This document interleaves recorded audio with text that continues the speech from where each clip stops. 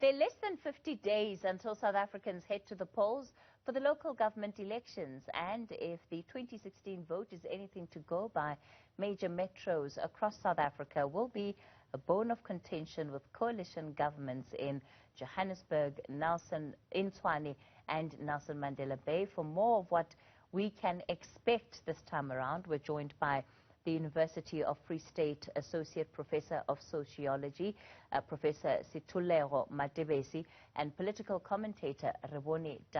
Good evening to both of you, and thank you so much for your time tonight. Prof, it's always hard, I guess, to really predict what the outcome of any election could be. So without really forcing you to look into the crystal ball, perhaps based on previous trends, what are you anticipating for this election? Well, for me, there are two definite outcomes.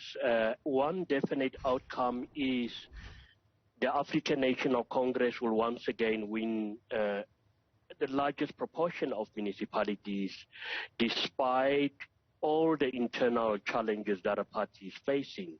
But you can go and look at each and every election.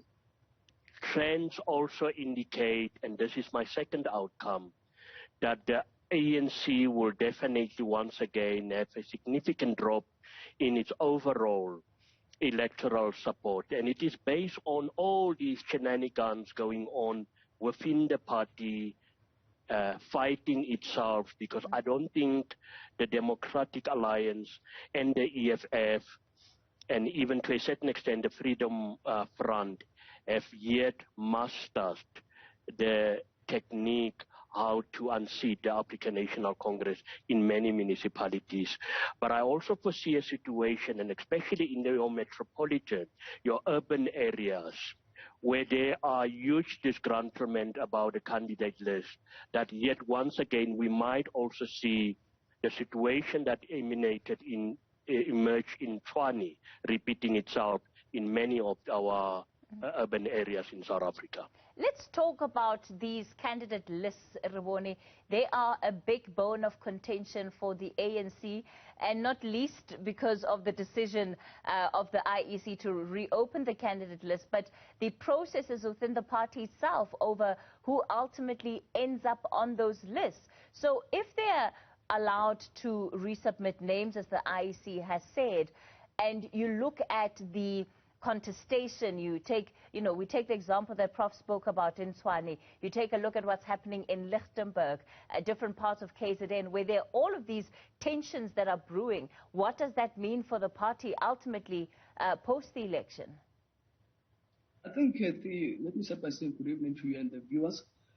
Firstly, the ANC this time around did things differently from the past. In the past, we'll have what we call the list conference, where they will decide even on the mayoral candidates and so forth, or the list also. But this time around, we know that they set up a committee which is led by Ndate Kgalema Motlanthe. And what was interesting, that they had a process where the community was taking part in this process, where the ANC was fielding its candidates to the community. But the mistake that the ANC did is to not communicate to South Africans that they've got a 50-50 policy when it comes to deployment. So you have that in some instances, majority were male guys who were nominated in their respective wards. Now the ANC has to deal with that issue of its own policy of 50-50%. And then they've got also a policy that talks about 25% must be youth who will be candidates to this election. So the ANC must deal with all these issues at the 11th hour as things stand. And you have then the issue of the mayoral candidates, which will be an issue. And in Tshwane, when there was no split and no vote, because the ANC at the time decided to impose Thoboti Diza, who then the Tshwane citizens were like, no, we want Sputa Ramokgopa as our mayoral candidate, and that costed the ANC. So it will be very interesting also within the ANC factional politics, the RT and the CR17 as we know them. How are they going to deal with the issue of mayoral candidates, especially in the metropolitan cities? Of course, the story, Prof, is not just about what will happen in some of the big metros that are, going to undoubtedly deliver their own share of of drama in these elections. There's also a story to be told in terms of how political parties are faring in different parts of the country and the kind of gains and losses that they can make in perhaps some of your smaller towns where there's been a collapse of services. People are really talking about being desperate for an alternative, but the extent to which that actually happens on voting day is a completely other story.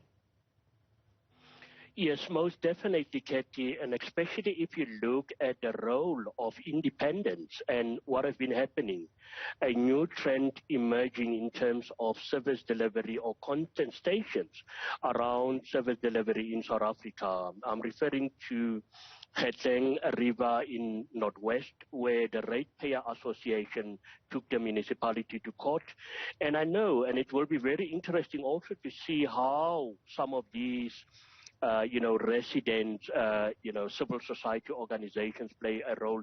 We've already seen in other areas like in the Free State, Maluti, Apofung, where the so-called MAP 17, former ANC councillors ganged against their own party.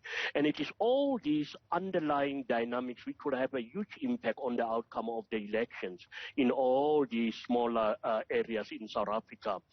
But as I've indicated on other platforms, one thing which the ANC keeps on doing quite well, and I think it's a lesson that some other political parties still need to learn, is that they never abandon their campaign up until the final ballot they've been casted, and that is very difficult. The ANC has a massive support or the footprint in terms of support, and it's very difficult despite all the challenges that it's facing for opposition parties perhaps to compete with the African National Congress in smaller areas. Remember, the current councillors also have access to resources, and there's also the threat.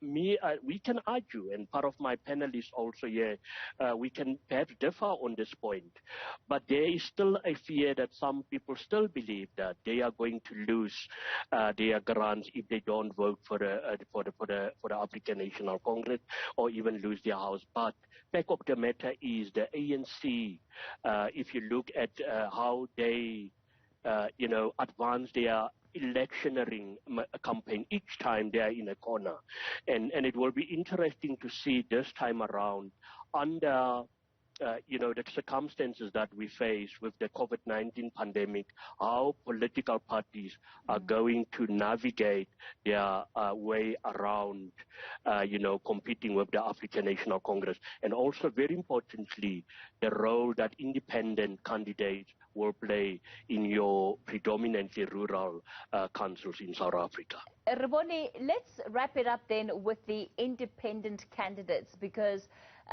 before the candidate lists were shut, we were sitting at over 900 independent candidates set to contest this election.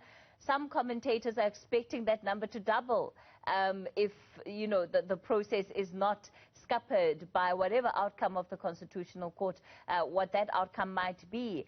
What does that effectively mean for local governance? And do you see those independent candidates actually making a dent? Because ultimately, there are some logistical challenges that they well face, as we've heard Prof say, that the fact that people are not in government or they're not in those ward positions right now, they don't have access to resources, can be quite limiting in and of itself.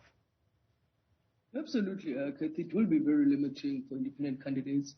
We've seen in some instances, I remember now recent one of the by-elections, some were independent candidates and the ANC won those by-elections. So obviously, in spite of the challenges that the ANC face, they will still retain most of the wards within the townships, because most of these candidates who are independent will be coming from the township base, which is a strong hold of the ANC, which the ANC has maintained over the years. And we've seen even the EFF failing to get any ward during even by-elections. So it will be very difficult for independent candidates because of, as Prof says, that the ANC is their electionary machinery is on another level, and most parties have failed to to penetrate the stronghold of the ANC, although yes, there will be a decline, but I don't see independent candidates coming out at the top going to these local elections. All right, let's leave it there for tonight. Political commentator Rebone and Professor Sethulego Matebes from the University of the Free State.